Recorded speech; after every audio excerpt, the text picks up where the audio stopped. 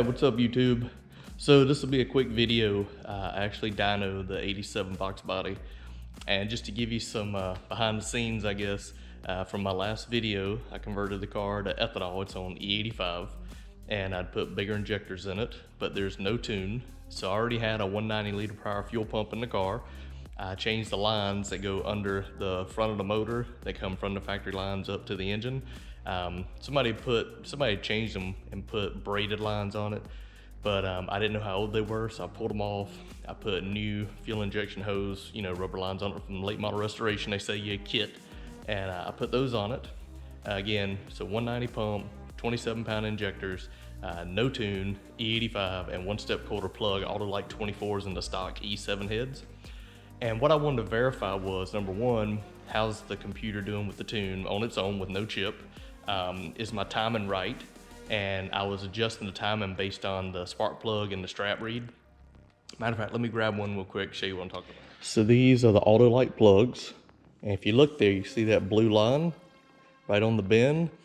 That's where the car is running. That's perfect. When you're running E85, basically you're reading the strap there on it. And you can see it's running perfect. I mean, that's, if you got it right there in the bin, that's perfect. So this is how it was when I showed up. That's 18 degrees of timing. Gap is 40 thousandths on it, just cause I wanted to run just a little bit tighter gap than 45. But 40 thousandths gap, running great, looked good. And so what I did was, we strapped it down. The first pull it actually made the most power. It made 231 horsepower and 275 torque. The problem is about 5,400 RPM, it went into severe valve float. And you can hear it. You can hear it in my last video, and I'm power shifting. It sounds like the car's got a lot of chaos going on under the hood. And what we attributed to is the valve springs are very weak. So I'm assuming because it's stock E7 heads, somebody put 1.7 rockers on it and a B cam in it, and it literally is just beating the springs all to pieces. So it's definitely gonna need a set of springs. I'm not gonna put springs on the stock heads. Clearly I'm gonna change the heads to something else. But it gives you an idea what the car made. So 231 horsepower, 275 torque. Those peak numbers are really good. What I think I've mentioned that it feels kind of sluggish down low, and it didn't really start bringing on power to about 3,200. And that verified on the dyno. We had a stock 5.0 graph that we overlaid, and this car was down about 25, 30 pounds of torque at the lower RPM range compared to a stock 5.0. So what I believe that means is that the cam might be retarded in this car, and it's not installed straight up or advanced. It's retarded a couple degrees, which would make sense with the way the power curve is. So anyway, I just want to give you some background. I appreciate Josh Kinsey at Underground Garage getting me time today to come over and dyno the car and get a baseline. But the car runs great. We added 2 degrees of timing for 20 initial, and it lost like 4 horsepower and like 4 pounds of torque. And then Josh thought I should go the other way, so I went back to 18 and then dropped it 2 degrees, so I went to 16, and it had the identical numbers it did at 20 degrees. I mean, identical for horsepower and torque. So I went back to 18 degrees, power came back, is exactly where it needs to be. One thing to note, that because the stock computer's trying to get the ratio about 14.7, 14.8, during the pull, it was averaging about 14.5. So it could probably make a little bit more power if I were to put more fuel in it, just richen up a little bit. So I didn't do it on the dyno. When I came home, I added 2 more pounds of fuel pressure to it. So instead of 40 with the vacuum disconnected, it's now 42. That should help fatten up a little bit. But again, the stock computer, because it doesn't have a tune, is trying to optimize it about 14.8 stoich. But either way, maybe there's a couple horsepower left on the table if I fatten it up, but I did realize 18 degrees is optimum, so I was pretty proud of myself. That's where I had it set before I got there, and that's where it made the most power. So I am able to extract every bit of power this car could make as of right now. And so the next steps will be looking to a set of heads for it, keeping that cam, and getting like a timing chain from Ford Racing where I can actually adjust and advance it in increments if I want. So hope you liked the video. Stay tuned for more content.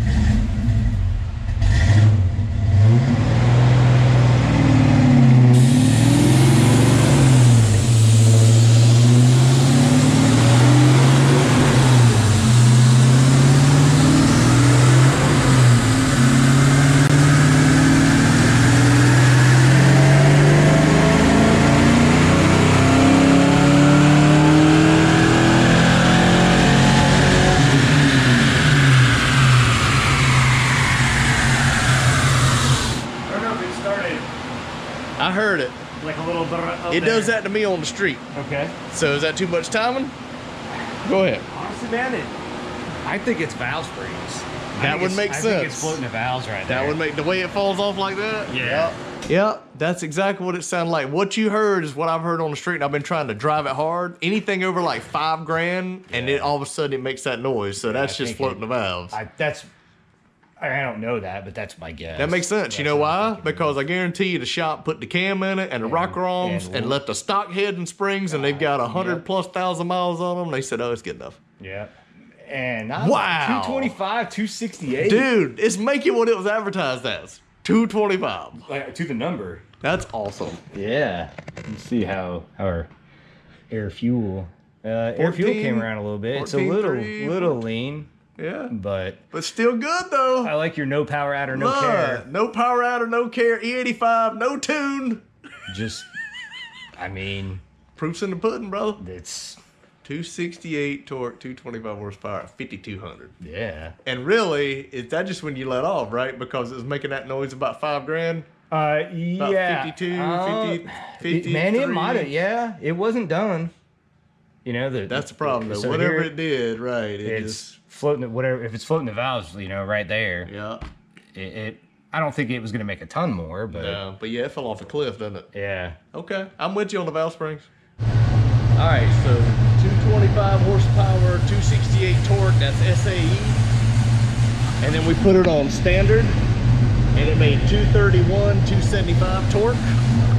So we like going by standard. So what I'm doing now is I'm adding 2 degrees of timing. So you can see our red bar got in there. That's on 20 degrees. So I started on 18 degrees. We had 18 degrees of timing, and that's what it made. 231 horsepower, 275 torque, and the 5,200. See, it falls off the cliff. We've assumed it's got a valve float. So now we add a 2 degrees of timing. We'll see what happens.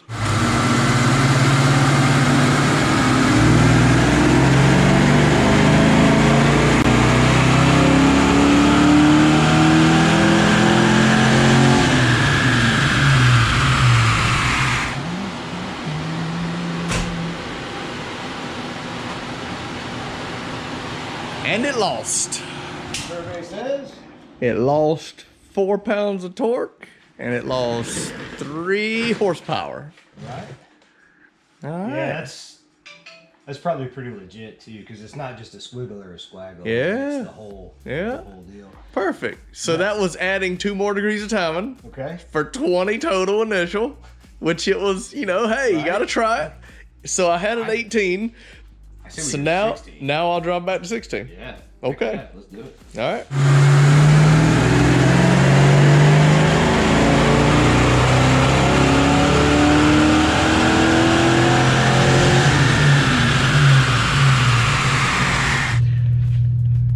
The green line was 20 degrees. The blue line was 16 degrees. And they're identical torque and horsepower. 271 torque, 228 horsepower. 18 degrees where I came in off the street was the most power. 231 horse, 275 torque. Yeah. It's actually, I should have left it alone. Yeah. It's actually a little bit cooler now than it was on the first full. So what's funny is small advantage on that full. Yeah. So 18's what it likes. 2 more degrees, didn't like it. 2 less, didn't like it. 18's where it is with this setup with the way the cam's in it right now. And clearly the valves are floating. Yeah, I would say that's Yep. But that's, hey, optimized. It is that. It is. And I noticed air fuel was about 14 and a half to 15 in that range. Watching, I was trying to watch it as it was going through. It looked like about 14.8 or so, 14.7, 14.8. Yeah, so on the first pull, it was a quarter of a point richer for some reason. 14.4 to 14.7.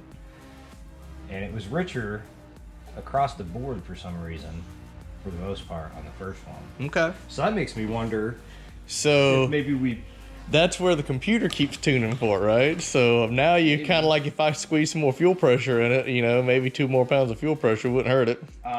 Yeah, I would be interested to see if we put a little more fuel in it. That's the only way we have to do it. Yeah. If you want to. Well, I know right now 18, that's the timing. Don't mess with it. We looked at the strap, and the way the strap looks, the way it's running, 18 is fine. Okay. Yeah. So yeah, if you want to try putting some fuel pressure in it, that'd be cool. I'm done, man. Okay. That's all I needed.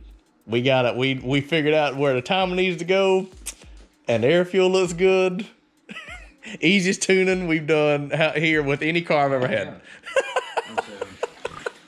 Yeah.